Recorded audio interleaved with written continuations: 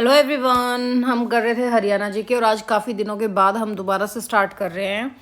तो अब हम कंटिन्यू ही रखेंगे हरियाणा जी के भी, क्योंकि एग्ज़ाम्स पास आ रहे हैं। तो आज का हमारा टॉपिक क्या रहेगा? आज का हमारा टॉपिक रहेगा हरियाणा में मिलने वाले पुरातात्विक सामग्री, जिसमें आपके अभिलेख भी आ जाते हैं, सिक्के भी आ जाते हैं, मुद्राएं भी आ जाती हैं और मूर्तियाँ भी आ जाती हैं। तो आज का हमारा टॉपिक क्या रहेगा कि हमारे हरियाणा की पुरातात्विक सामग्री कौन कौन सी है। पुरातात्विक सामग्री से आज हम स्टार्ट करते हैं। पुरातात्विक सामग्री के अंतर्गत आपका क्या क्या आ जाता है? पुरातात्विक अन्वेषणों तथा खुदाइयों से प्राप्त होने वाले पुरातात्विक महत्व की सामग्री के अध्ययन के लिए हम इनको कितने भागों में बांटते हैं? हम इनको 5 भागों में बांटते हैं। तो पुरातात्विक जो हमारी सामग्री है उसमें आपके क्या क्या चीज़ आ जाते हैं? जैसे हमारे अभिलेख आ जाते हैं, और क्या आते हैं? हमारी सिक्के, मुद्राएं, मूर्तियाँ, सिक्के, मुद्राएं, मूर्तियाँ, और क्या क्या आ जाता है हमारा पुरातात्विक सामग्री में? और हमारे जो स्मारक होते हैं, ये चीज़ हमारी किस में आती हैं? पुरातात्विक सामग्री में आती हैं। चाहे वो आपकी हरियाणा की पुरातात्विक सामग्री हो, या हमारे भारत की पुरातात्विक सामग्री हो, या आपके वर्ल्ड की पुरातात्विक सामग्री हो। पुरातात्विक सामग्री क्या होती है? जो हमारे पुरातात्विक अन्वेषण होते हैं, यानी कि जो इन्वेंशंस होती हैं, जो हमें खुदाइयों से प्राप्त होते हैं, हमारे पुरातात्विक महत्व की सामग्री, इनके अध्ययन के लिए हमें इसको 5 भागों में डिवाइड करना पड़ता है। पुरातात्विक सामग्री को किस किस में? आपके अभिलेख में, मूर्तियों में, स्मारकों में, सिक्के में और मुद्रांक में। अब हम अगर बात करें किसकी? अभिलेख से अगर हम बात करें, किससे बात करते हैं? अगर हम अभिलेखों की बात करें, अभिलेख जितने भी हमारे पुरातत्व संबंधी स्रोत होते हैं, उनमें सबसे ज़्यादा जो इम्पोर्टेंट होता है वो हमारा अभिलेख होता है।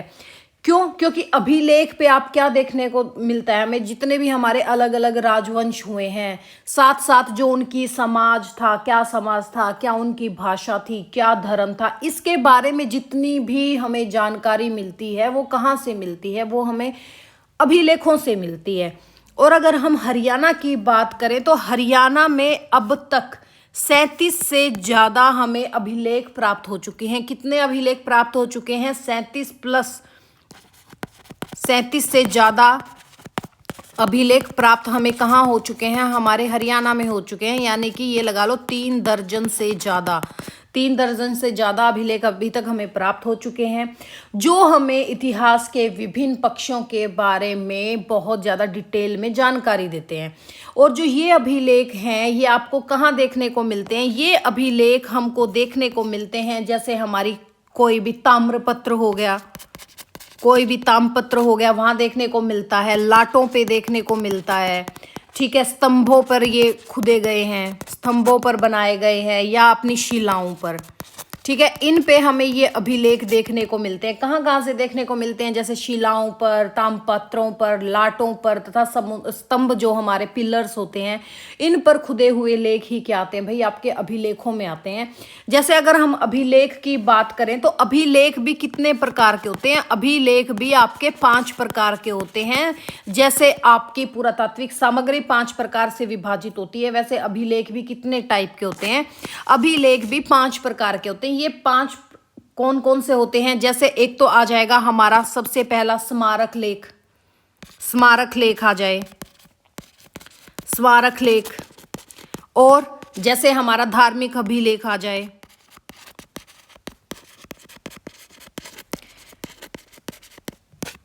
हमारे आज्ञा पत्र,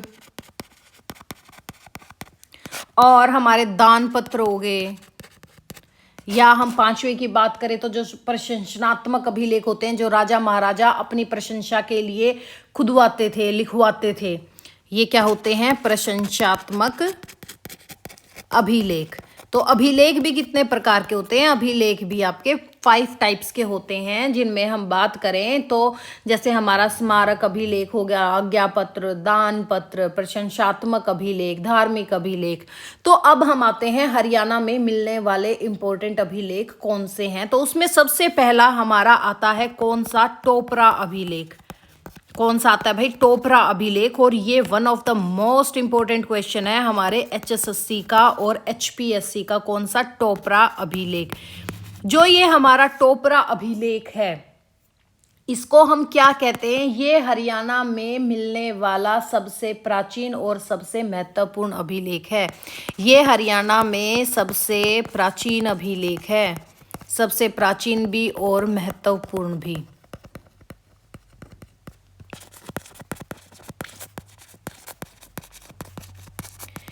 जो ये हमारा टोपरा अभिलेख है, ये आ जाएगा कि ये कहाँ मिलता है। ये ना आपके यमुनानगर से प्राप्त हुआ है। आज के दिन हम कह सकते हैं इसको यमुनानगर से, लेकिन अगर पहले की बात आ जाए, जब यमुनानगर अंबाला का ही हिस्सा था, तो हम ये कह देंगे कि इसका मेन जो एरिया है वो जगाधरी है। आज के दिन जगाधरी कहाँ पर है? आज के दिन तो जगाधरी यमुनानगर में है, बट यमुनानगर पहले किस में था? अंबाला में है, अंबाला में था। तो आपके कई बार एग्जामिनर क्या देता है? टोपरा अभिलेख लिख के वहां पर ना यमुनानगर देता, ना जगाधरी देता, अंबाला दे देता है। तो वो अकॉर्डिंग टू क्वेश्चन आपको अटेम्प्ट करना है कि वो किस भाषा में पूछ रहे। देखो, उलझाने के लिए वो कुछ ना कुछ तो करेगा, तो तीनों ही चीज आपको करनी पड़ेगी। टोपरा अभिलेख कहाँ है? आपके जगाधरी एरिया में है। जगाधरी एरिया आज के दिन कहाँ पर है? आपके यमुनानगर में है। और पहले यमुनानगर किस में था? अंबाला में। और ये किस जगह पर है? ये आपके यमुनानगर में आज के दिन एक टोपरा जगह है, वहां पर है। और टोपरा कहाँ है? आपके जगाधरी का एक एरिया है। जो हमारा ये टोपरा अभिलेख है, ये कैसा अभिलेख है? ये एक स्तंभ अभिलेख है। कैसा अभिलेख है? ये एक स्तंभ अभिलेख है, यानी कि ये एक पिलर है। पिलर से याद कर लो, स्तंभ याद नहीं होता तो ये कह सकते हैं ये क्या चीज है? ये एक पिलर है, यानी कि स्तंभ अभिलेख है। और इस अभिलेख में हमें किसके टाइम का पता चलता है? इसके टाइम पे हमें पता चलता है हमारे जो मुगल कालीन सम्राट होते थे। कौन? सम्राट अशोक। तो ये किससे रिलेटेड है? ये आपके सम्राट अशोक से रिलेटेड स्तंभ है, पिलर है।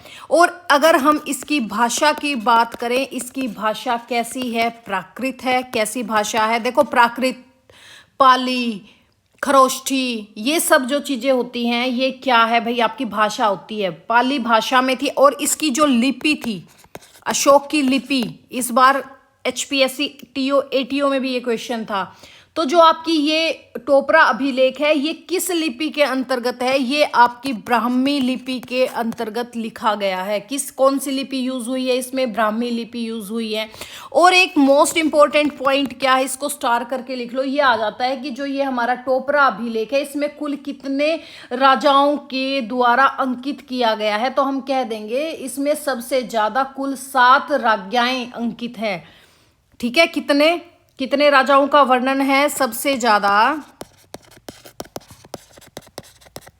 कुल 7 राजाज्ञाएं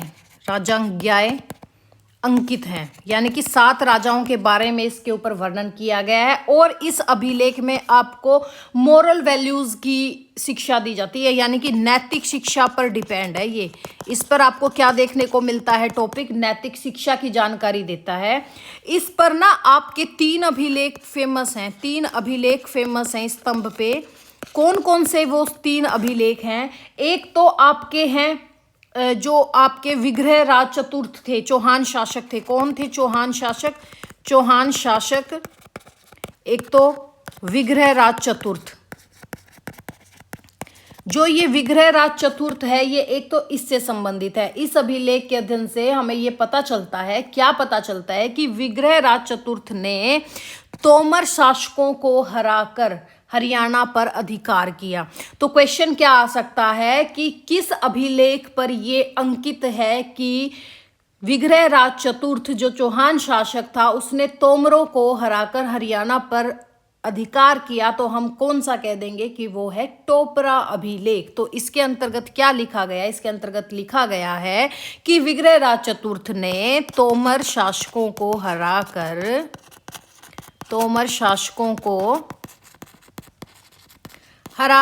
हरियाणा पर अधिकार किया।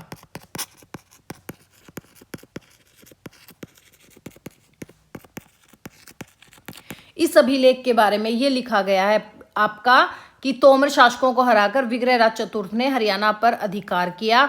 और इसमें एक चीज और आपको देखने को मिलती है क्या, कि जो हमारे मुसलमान थे उनको भी, यानी कि जिनको हम मल्लेच्छ बोलते हैं, एक तो ये था, दूसरा था आपका कि जो मल्लेच्छ होते हैं, मल्लेच्छ किनको बोलते थे भाई, मुसलमानों को बोलते थे, मुसलमानों को, इनको भी हराकर हरियाणा से बाहर खदेड़ दिया। ठीक है, मलेच्छ मुसलमानों को हराकर भी बाहर कर दिया। एक तो ये मिलता है, दूसरा हमें सम्राट, ये इस चीज पे ये जानकारी मिलती है हमें। एक सेकंड रुकना भाई, इसमें मैं पेज ऐड कर लेती हूँ।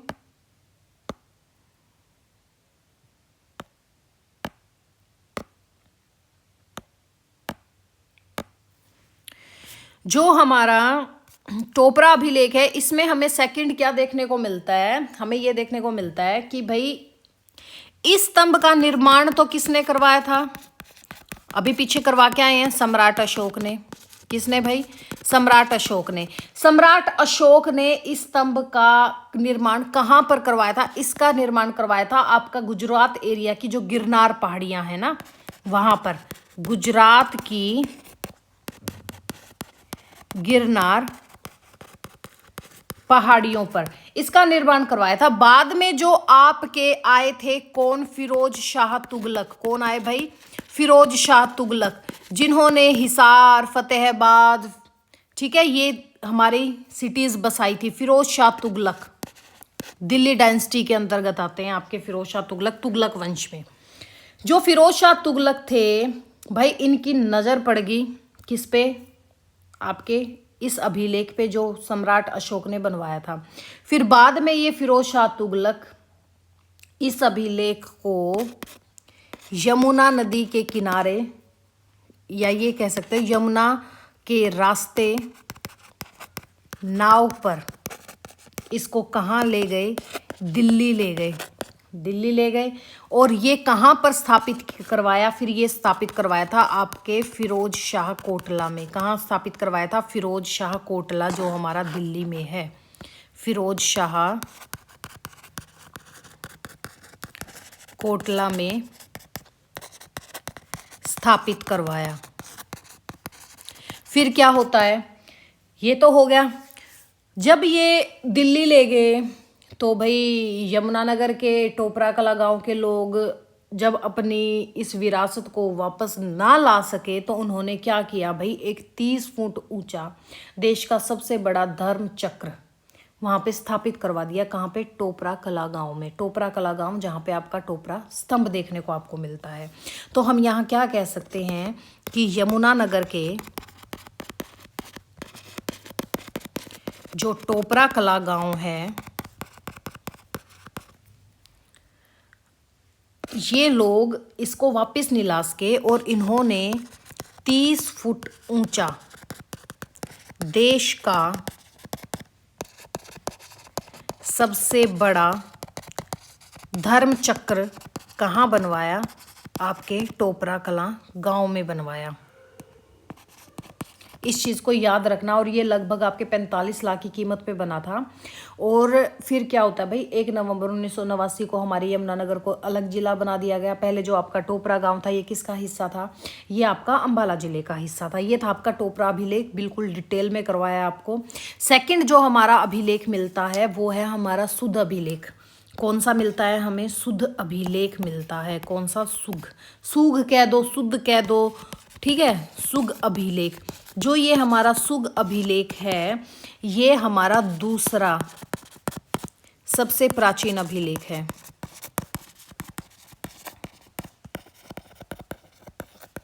कौन सा हमारा दूसरा सबसे प्राचीन अभिलेख है, सुग अभिलेख है। और जो ये सुग अभिलेख है, ये भी आपका एक सुग गांव है, किसमें, आपके यमुनानगर में, वहां स्थित है। तो ये भी हमारा कहाँ पर है, यमुनानगर में स्थित है। इस अभिलेख में आपको दूसरी शताब्दी के एविडेंस देखने को मिलते हैं। दूसरी शताब्दी के, किस शताब्दी के एविडेंस देखने को मिलते हैं, दूसरी शताब्दी ईसा पूर्व के, ठीक है, दूसरी शताब्दी ईसा पूर्व का ये अभिलेख आपको देखने को मिलता है। और इसमें आपकी कौन सी लिखाई देखने को मिलती है? समस्त भारत में जो 12 खड़ी की लिखाई का सबसे प्राचीन अभिलेख अगर आपसे कोई पूछ ले तो हम कह देंगे सुग अभिलेख है। तो हम क्या कह सकते हैं, जो हमारा सुग अभिलेख है ये समस्त जो भी हमारा पूरा भारत है, भारत में 12 खड़ी की लिखाई का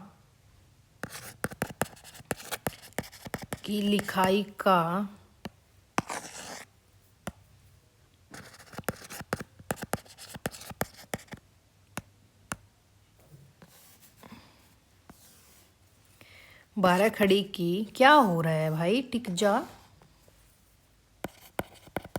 12 खड़ी की लिखाई का सबसे प्राचीन अभिलेख है। अगर हमसे एग्जामिनर क्वेश्चन पूछ ले कि समस्त भारत में 12 खड़ी की लिखाई का सबसे प्राचीन अभिलेख कहाँ है, तो हम कह देंगे यमुनानगर का सुग अभिलेख है। कौन सा है? यमुनानगर का सुग अभिलेख। जो ये हमारा सुग अभिलेख है, इसमें मिट्टी की एक छोटी सी मूर्ति में एक बालक की तख्ती पर अनुस्वार तथा विसर्ग अक्षरों का लेखन इसमें आपको देखने को मिलता है। तो हमें इसमें क्या देखने को मिलता है? बालक की तख्ती पर क्या मिलता है? जो एक छोटा सा बच्चा है, मिट्टी की मूर्ति मिली थी वहाँ पे। इसको कंप्लीट ही लिखवाऊँ क्या? मिट्टी की एक छोटी सी, हाँ ठीक है लिख लो। मिट्टी की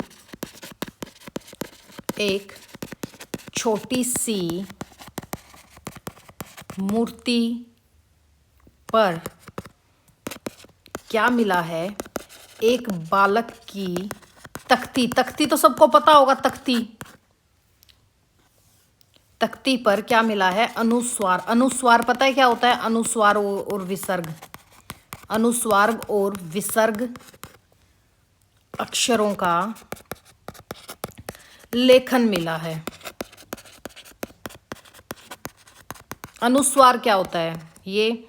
और विसर्ग क्या होता है? ये। हिंदी में सबको पता है, ठीक है। जो ये अभिलेख है आज कहाँ पर है? ये अभिलेख आज के दिन जो आपका दिल्ली में राष्ट्रीय संग्रहालय है वहां पे रखा गया है। कहाँ पर है ये अभिलेख? आज के दिन दिल्ली के राष्ट्रीय संग्रहालय में है।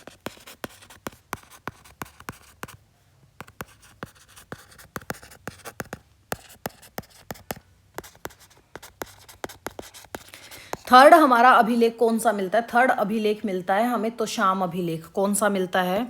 तोशाम अभिलेख। कौन सा मिलता है भाई हमें? थर्ड तोशाम अभिलेख मिलता है। जो ये हमारा तोशाम अभिलेख है, तोशाम कहाँ पर है? तोशाम हमारे भिवानी जिले में है। कहाँ पर है? भिवानी जिले में। और यहाँ पे ये अभिलेख कौन सी शताब्दी का मिलता है? ये हमें मिलता है थर्ड और फोर्थ शताब्दी का हमें देखने को मिलता है ये अभिलेख। और इस अभिलेख में आपको क्या देखने को मिलता है? यहाँ पे हमें ये देखने को मिलता है कोई एक आचार्य थे। कौन? सोमत्रात। कौन से आचार्य थे? आचार्य सोमत्रात। इनके द्वारा विष्णु के एक मंदिर तथा 2 सरोवरों के निर्माण की बात इस अभिलेख में की गई है। किसमें? तोशाम अभिलेख में। इसमें हमें क्या देखने को मिलता है? एक आचार्य थे। कौन थे वो आचार्य? क्या नाम था उनका? सोमत्रात। इस सोमत्रात ने भिवानी के तोशाम में आपको विष्णु का एक मंदिर बनवाया, विष्णु मंदिर बनवाया और 2 सरोवर बनवाए। 2 सरोवर, इनका हमें यहाँ जिक्र देखने को मिलता है। फोर्थ हमारा जो अभिलेख है, फोर्थ अभिलेख हमारा है हिसार स्तंभ अभिलेख। कौन सा है? हिसार स्तंभ अभिलेख।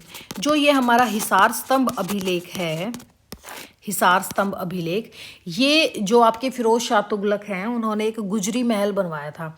तो ये हमें कहाँ से मिलता है? ये हमें गुजरी महल से देखने को मिलता है। कहाँ से देखने को मिलता है? गुजरी महल से देखने को मिलता है। और इस स्तंभ पर 8 अभिलेख मिलते हैं। इस स्तंभ पर हमें कितने अभिलेख मिलते हैं? 8 अभिलेख मिलते हैं।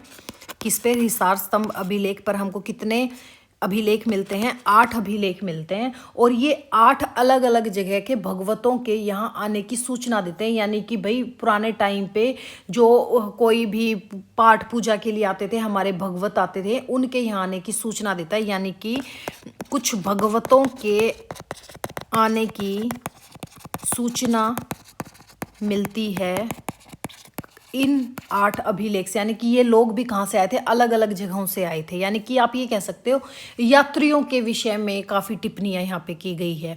और ये अभिलेख आपका कौन सी सदी का माना जाता है, 3री से 4थी सदी का माना जाता है। इस अभिलेख से हमें क्या पता चलता है कि प्राचीन समय में जो हमारा हिसार था वो कैसा स्थान रहा होगा। हमारा हिसार एक तीर्थ स्थल था। कैसा स्थल था, एक तीर्थ स्थल था, तीर्थ स्थल था। इसी वजह से यहाँ पे भगवत आए थे। जो हमारा हिसार स्तंभ लेख है, एक्चुअल में ये कौन सा अभिलेख है, एक्चुअल में ये एक मौर्यकालीन अभिलेख है। कैसा अभिलेख है, मौर्यकालीन अभिलेख है। कैसा अभिलेख है, मौर्यकालीन अभिलेख है, यानी कि मौर्यों के टाइम का ये अभिलेख है। और है ना, सॉरी मेरे मुंह से एक चीज़ गलत निकल गई, मुगल शासक कह दिया मैंने, किसको, अशोक को। अशोक मुगल शासक नहीं था भाई, अशोक था मौर्य शासक। ठीक है, कहाँ से मुगल क्या थे, मुगल मुगल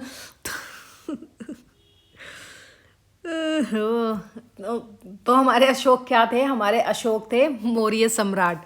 ठीक है, तो जो ये भी आपका हिसार स्तंभ लेख है, ये भी आपका कैसा अभिलेख समझा जाता है, मौर्यकालीन अभिलेख समझा जाता है, जिसमें आपके फिरोज शाह तुगलक इसको अग्रोहा या फतेहाबाद से यहाँ से उखाड़ के लेके आए थे। ठीक है, ये भी पॉइंट आप चाहे लिख सकते हो। जो फिरोज शाह तुगलक था, इसका एक ही काम था, यहाँ की चीज़ वहाँ फाड़ दो, वहाँ की चीज़ यहाँ कर दो, नहर खुदवा दो। इनके ये इम्पोर्टेंट काम थे। जो फिरोज शाह तुगलक इसको कहाँ से उखाड़ के लेके आए थे, अग्रोहा या फतेहाबाद से।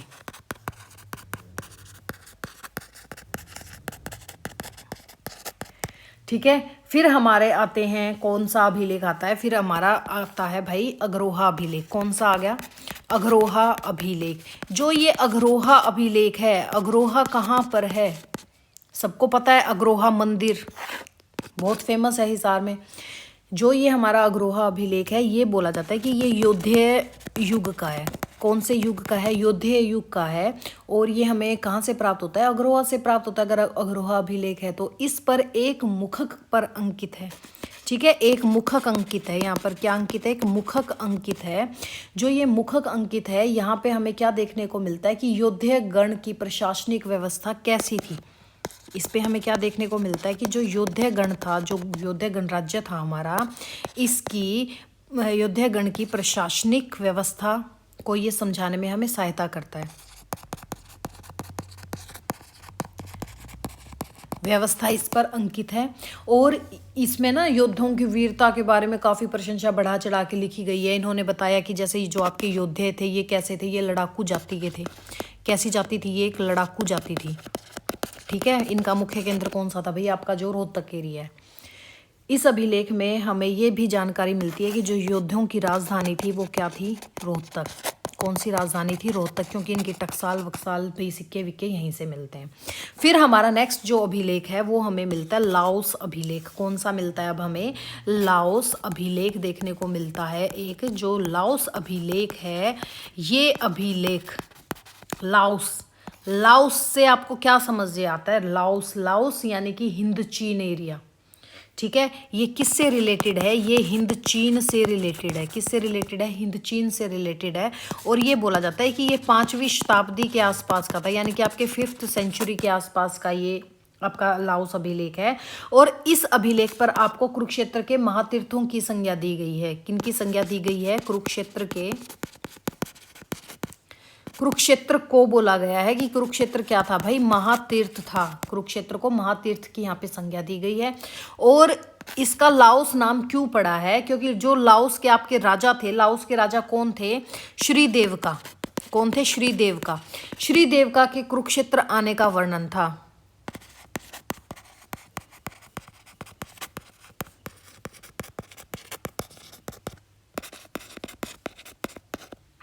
ये वर्णन यहाँ देखने को मिलता है। और फिर राजा देवका ने क्या किया था भाई, कुरुक्षेत्र से प्रभावित हो गए थे और लाओस देश में कुरुक्षेत्र नाम से एक शहर की भी वहाँ पे स्थापना कर दी थी। अगर आप करना चाहो तो हम इसके बारे में भी लिख सकते हैं। ये लाओस के राजा थे, लाओस के राजा थे। और इन्होंने लाओस में क्या किया भाई, कुरुक्षेत्र नाम से एक शहर की स्थापना की। कुरुक्षेत्र नाम से एक नए शहर की स्थापना की। किन्होंने, लाओस के राजा श्री देवका जो लाओस देश से हमें शिलालेख प्राप्त होता है वो बताया गया है कि भाई 5वीं सदी का है और कुरुक्षेत्र को भारत के तीर्थों में सर्वश्रेष्ठ तीर्थ का स्थान इन्होंने दिया है। कारण क्या था, जो राजा देवका थे वो अपने देश में कुरुक्षेत्र नामक एक महातीर्थ की उन्होंने स्थापित करवाया, इसी वजह से ये रिलेट कर गया। फिर हमारा जो नेक्स्ट अभिलेख है वो है हमारा सोनीपत का ताम्रपत्र अभिलेख, जहाँ से हमें मिलता है किन का देखने को मिलता है, हर्षवर्धन थे जो आपके पुष्यभूति वंश के, उनकी वंशावली हमें कहाँ देखने को मिलती है, सोनीपत का ताम्रपत्र। अब हम देखते हैं सोनीपत का जो ताम्रपत्र हमें मिला था, ये बोला जाता है ये 7वीं शताब्दी का था। कब का था ये? 7वीं शताब्दी का ताम्रपत्र था जो हमें सोनीपत से प्राप्त हुआ था और इसमें हमें पुष्यभूति वंश की वंशावली देखने को मिलती है।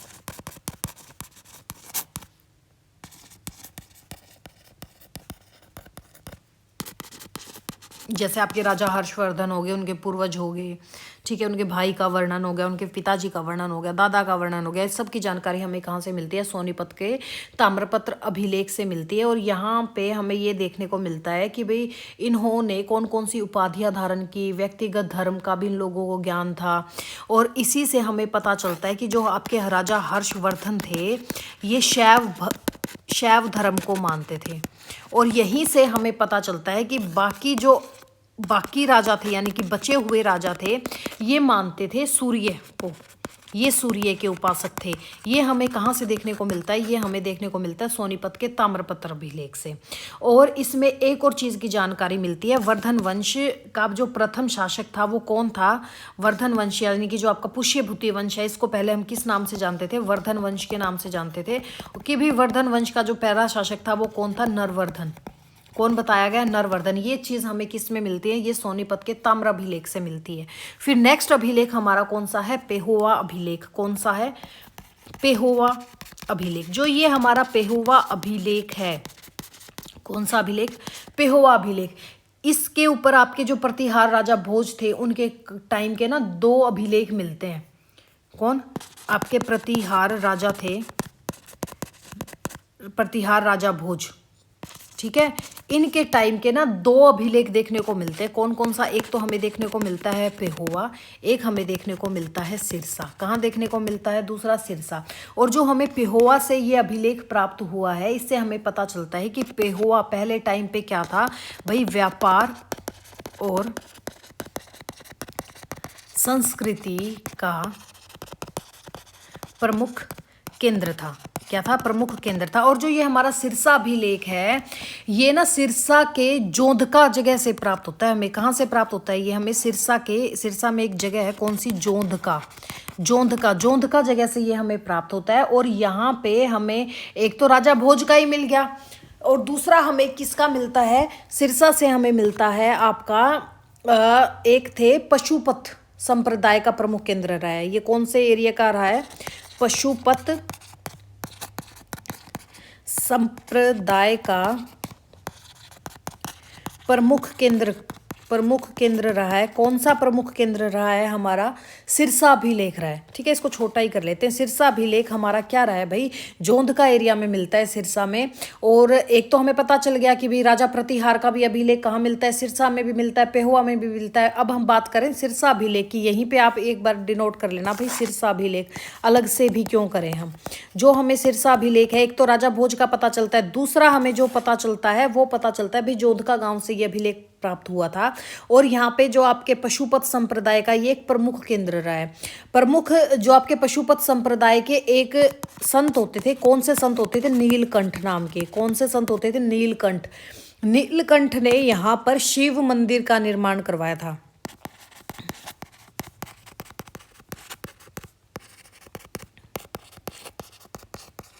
शिव मंदिर के निर्माण का हमें यहाँ से पता चलता है कि भाई हरियाणा की धार्मिक दशा कैसी थी, इस चीज़ को समझने में काफ़ी हेल्प करता है। और जो ये हमारा सिरसा अभिलेख है, आपको पहले ही बता चुकी हूँ भाई प्रतिहार वंश का भी शासक भोज भी यहाँ पे शासन करता था। साथ ही इसमें ये दिखाया गया है कि आपके जो प्रतिहार शासक थे, कौन से? वत्सराज। यहाँ पे सिरसा अभिलेख में। और हमें सेकंड पॉइंट क्या देखने को मिलता है? यहाँ हमें देखने को मिलता है जो हमारे एक तो थे राजा भोज, दूसरे जो प्रतिहार शासक थे, कौन से? दूसरे जो प्रतिहार शासक थे, क्या नाम था उनका? वत्सराज। कि भाई वत्सराज जो थे, इन्होंने गल नामक तोमर सरदार को यहाँ का प्रशासक नियुक्त किया था। वत्सराज ने गल तोमर को, गल तोमर सरदार को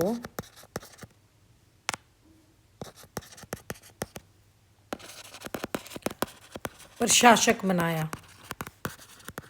ये हमें कहाँ से पता चलता है? सिरसा अभिलेख से।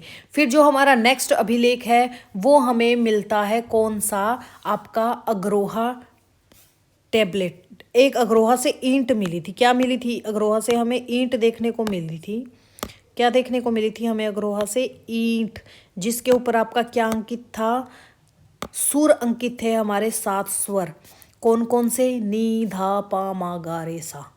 ठीक है। नेक्स्ट हमें कौन सा मिलता है? अग्रोहा अभिलेख कह दो, या इसको हम बोल सकते हैं अग्रोहा टेबलेट। अग्रोहा टेबलेट से हमें, अग्रोहा कहाँ पर? आपके हिसार में ही है।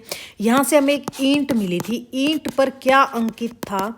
ईंट पर अंकित थे हमारे संगीत के 7 सुर। क्या थे? संगीत के 7 सुर। ये 7 सुर कौन कौन से थे संगीत के?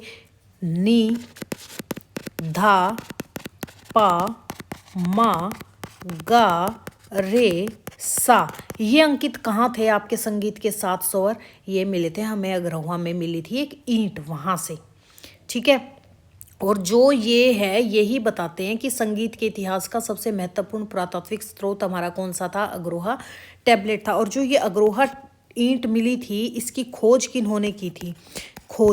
इसकी खोज की थी हमारे HL श्रीवास्तव ने। किन्होंने की थी? HL श्रीवास्तव ने। किन्होंने की थी? HL श्रीवास्तव ने की थी। किसकी खोज की थी? अग्रोहा टेबलेट की थी। फिर हमारा नेक्स्ट अभिलेख कौन सा आ जाता है? महेंद्रपाल का अभिलेख। कौन सा आ जाता है भाई? महेंद्रपाल का अभिलेख। जो ये आपका महेंद्रपाल का अभिलेख है, इसका निर्माण कब हुआ था? इसका निर्माण हुआ था 905 ईस्वी में। कब हुआ था? 905 ईस्वी में आपके महेंद्रपाल के अभिलेख का निर्माण हुआ था। और ये कहाँ पर आपको देखने को मिलता है? ये हमें पेहोवा कुरुक्षेत्र में देखने को मिलता है। कहाँ देखने को मिलता है? पेहोवा एरिया कुरुक्षेत्र में। जो पेहोवा आपका कुरुक्षेत्र में आता है वहाँ पर। और इस अभिलेख में आप, इस अभिलेख का जो 5वां पद है ना, 5वां पद, वहाँ पर आपको महेंद्रपाल की प्रशस्ति गाई गई है। मतलब उनके बारे में काफ़ी वर्णन किया गया है, इनकी बड़ाई की गई है। और इसके जो बाकी के पद हैं, बाकी जो बचे हुए पद हैं, बाकी पदों पर हमें क्या देखने को मिलता है? तोमरों की वंशावली देखने को मिलती है। तोमरों की वंशावली कहाँ देखने को मिलती है? महेंद्रपाल के अभिलेख में देखने को मिलती है। जहाँ 5वें पद में तो हम क्या देखते हैं भाई? महेंद्रपाल की प्रशस्ति गाई गई है। और जितने भी शेष बाकी बचे हुए पद हैं, वहाँ पे तोमरों की वंशावली बताई गई है। इससे हमें क्या पता चलता है कि भाई हरियाणा पर तोमर भी तोमर वंश का भी शासक था। जैसे तोमरों में 3 भाई थे। कौन कौन से थे? तोमरों के 3 भाइयों का वर्णन हमें देखने को मिलता है। एक तो गोगा, एक हमारे पूर्णराज, और थर्ड देवराज। इन तोमर भाइयों का वर्णन देखने को मिलता है कि इन तीनों भाइयों ने मिलकर यहाँ पे किस चीज़ का निर्माण करवाया था? एक विष्णु मंदिर का निर्माण करवाया था।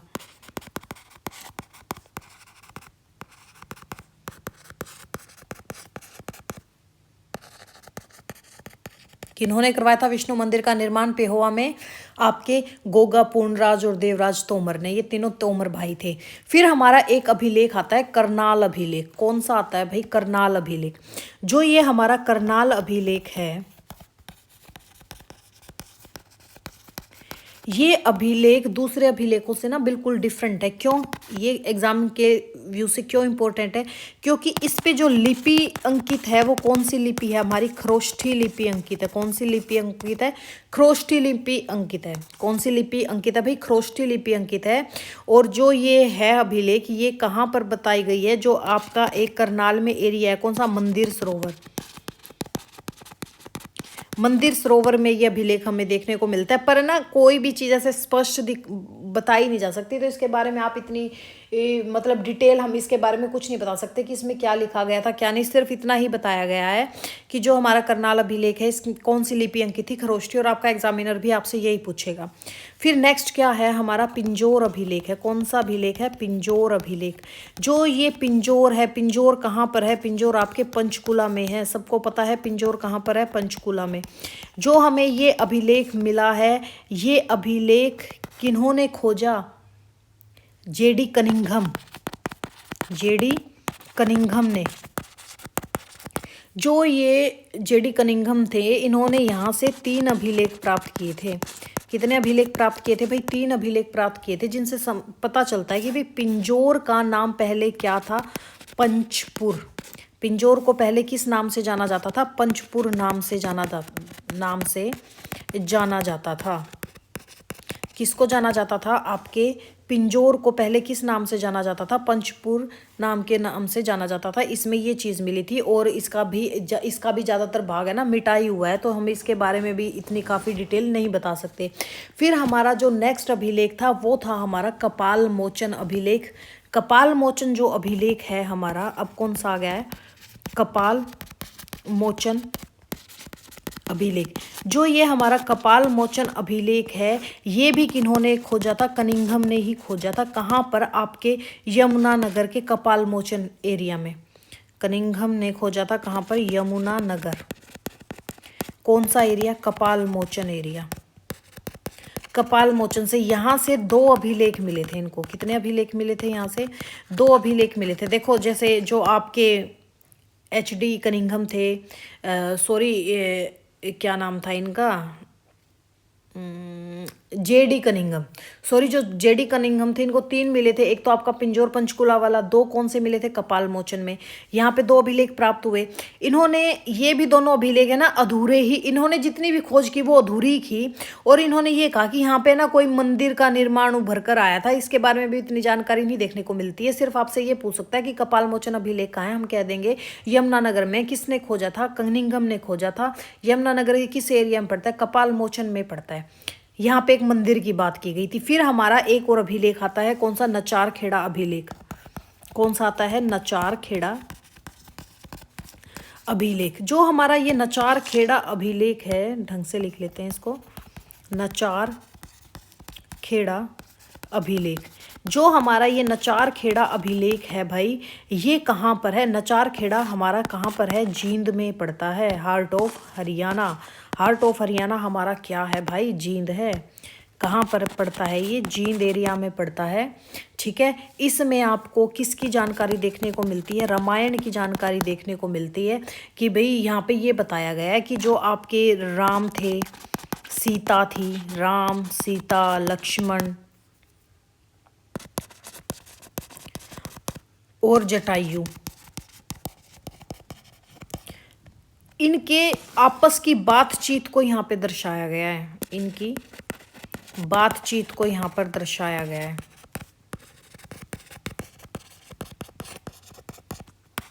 कहाँ पर? नचार खेड़ा अभिलेख, जो हमें जींद से प्राप्त होता है। इससे नेक्स्ट अभिलेख अब हम करेंगे भाई नेक्स्ट लेक्चर में। तो चलो मिलते हैं नेक्स्ट में। जैसे आपका कौन सा आ जाएगा? बिजोलिया अभिलेख, सारवान अभिलेख, भोरा अभिलेख, पालम बावली अभिलेख, हांसी अभिलेख, मोहन भाड़ी अभिलेख, लाडनू अभिलेख। अभी तो बहुत अभिलेख हैं भाई, जैसे प्राचीन शिव मंदिर का अभिलेख, क्योंकि काफ़ी हैं, धीरे धीरे करेंगे, एक साथ इतना करेंगे तो याद भी नहीं होगा। तो चलो मिलते हैं अब हम नेक्स्ट लेक्चर में। Thank you, have a nice day.